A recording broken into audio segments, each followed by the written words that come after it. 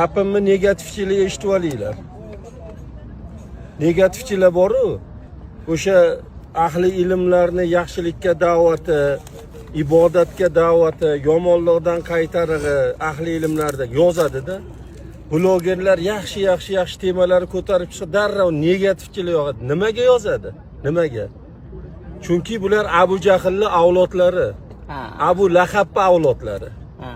Ular o'sha Rasulullohga negativ bo'lganmi, qiyomatgacha bular avlodi negativ aytib keladi. Eshitib ollaring sizlar, negativchilar, sizlarga aytayapman. Sizlar har qancha dunyoni to'ldirib negativ yozlaring, negativ gapirlaring, bir tiyin. Chunki negativchilarni ulamolar go'ngga o'xshatgan. Go'ng. Axlat bor-ku, mollar axlatiga o'xshatgan, tezakka o'xshatgan. Daraxtga, guliga rivojlanish uchun nima kerak? Go'ng kerak. O'sha go'ng bizlarga kerak. Yozaverlaring. Men shu yerda aytib qo'yayapman-da. Ota-ona haqida gapirasizmi, boshqa haqida gapirasizmi?